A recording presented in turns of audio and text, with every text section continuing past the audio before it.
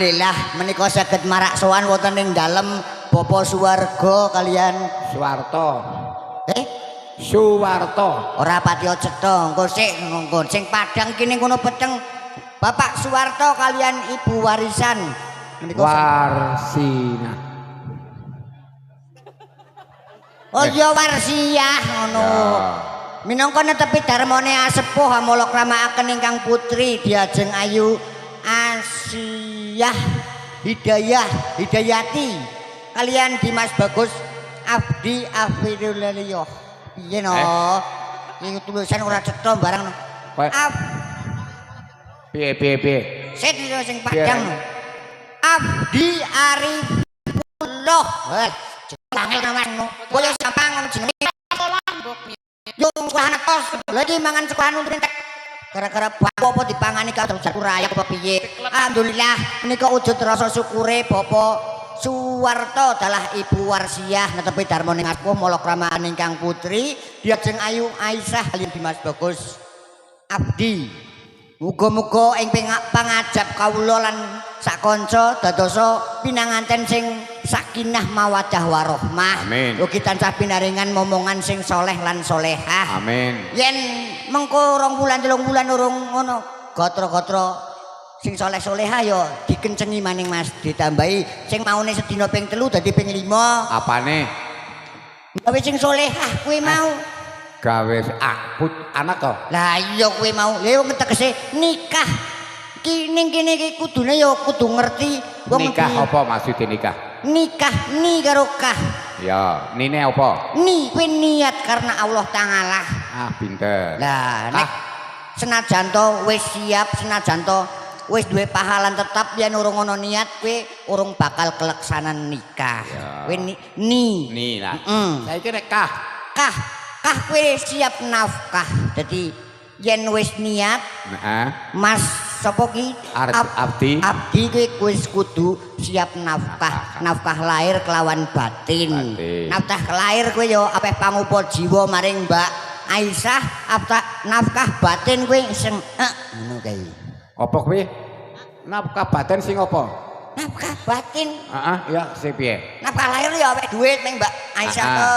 Lah nek nafkah batin sing kayak kowe ya harus nganggo doa Mas Gareng. Doane gampang ya doane diwarai jajal. Bismillah semprong bolong buntu aluran dompong melo wong randayu melo aku. Allah biyong ngene donga kaya kowe.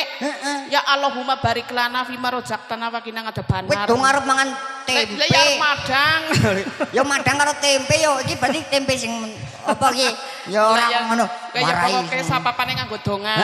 Sing penting nomor 1 yo bismillah. Lah yo bismillah niat ingsun buka dalan apa kuwi mau? Ya dalan sing gampang gansar. Lah ya wong sing jenenge wong nikah kuwi manfaate ana loro. Siji buka dalan rezeki, loro buka dalan mbak. Lah niki. Sapa sing ngomong bayi? Wah, kowe bayi kuwi bonus, Mbah. Siji buka dalan rezeki, loro buka dalan mbak. Bayi maneh. Sing siji rezeki, sing loro buka dalan barokah. Ngono kuwi Mbah, malah bayi kuwi bonus ngono kok ya Mas wis siap buka dalan bayi bayi barokah ngono. Ya engko disiapke Mas, disiapke tenagane, disiapke segala sesuatune Mas. Insyaallah nanti malam akan live ada pertandingan sepak bola. Neng endi? Ning nggone kuwi Mbak sapa Aisyah ngono kuwi mau. Arep live ora Mas? Engko nek live tak tonton. Di-follow dhisik ngono. Ora arep live dari privasi iki kaya. Nggih, niki saking Madya Laras nggih sampun samapta ngaturi suka paring suka gilipur panglipur. Guyon maton ugi kalian lelagon kagem nyugata panglipur sedyanipun Bapak Suwarto dalah Ibu kang nandhang bagya mulya ugi kagem para rawuh ingkang satuhu tansah winantu ing pakurmatan kagem nyugata suka paring suka gilipur panglipur sarangan kalian Madya Laras ngaturaken setunggal mbaka setunggaling swarawati kang mijil saking Wonosobo ugi saking Banjarnegara ngaturaken setunggaling swarawati jengkaripun Nduk Ayu Indah Kalista ugi Nduk Aya.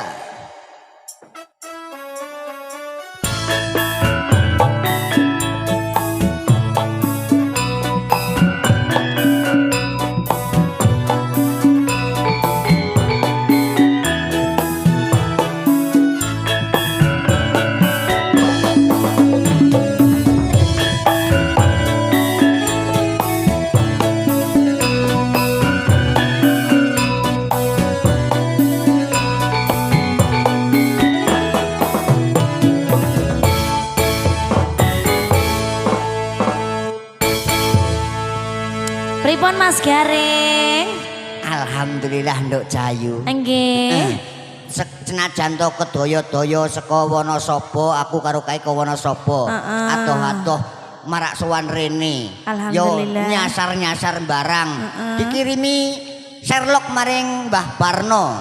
Terus Sherlocke ora akurat ternyata. Lah ngapa kok ora akurat? 200 meter belok ke kanan. Kok jebule tempe LN iku kudu ning kene. Apa mau? Tempe. Baleni kurang krungu. 200 meter belok kanan. Heeh. Jebule ora tekan kene malah tempe LN kula.